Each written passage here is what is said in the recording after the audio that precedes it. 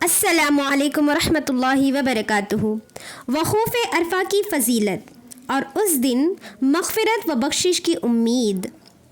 سعید بن مسیب بیان کرتے ہیں، عائشہ رضی اللہ تعالی عنہا کہتی ہیں کہ رسول اللہ صلی اللہ علیہ وسلم نے فرمایا، کوئی دن ایسا نہیں جس میں اللہ عرفہ کے دن سے زیادہ اپنے بندوں کو جہنم کی آگ سے آزادی دیتا ہو، اور وہ قریب ہوتا ہے، پھر اپنے بندوں کے ذریعے فرشتوں سے فقر و مباحات کرتا ہے۔ پس اللہ تبارک و تعالیٰ فرماتا ہے، یہ لوگ کیا چاہتے ہیں؟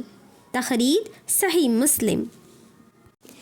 اہل عرفات کی وجہ سے اللہ تعالیٰ کا فرشتوں سے فقر و مباحات کرنا۔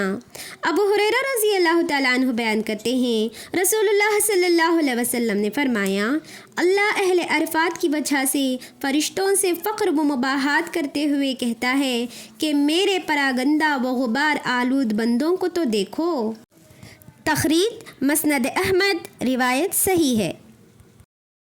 یوم عرفہ کی دعا کے بہتر ہونے یا اس دن لا الہ الا اللہ کے کہنے کی فضیلت۔ طلحہ بن عبید اللہ بن قریظ رضی اللہ تعالیٰ عنہ سے روایت ہے کہ رسول اللہ صلی اللہ علیہ وسلم نے فرمایا، سب سے افضل دعا عرفہ کے دن کی دعا ہے، اور سب سے افضل جو میں نے اور مجھ سے پہلے انبیاء علیہ السلام نے کہا، لا الہ الا اللہ وحدہ لا شریک لہ۔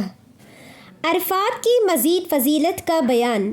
اللہ تبارک و تعالیٰ نے سورۃ المائدہ کی آیت نمبر 3 میں فرمایا، آج میں نے تمہارے لیے تمہارے دین کو کامل کر دیا اور تم پر اپنا انعام بھرپور کر دیا، اور تمہارے لیے اسلام کے دین ہونے پر رضامند ہو گیا۔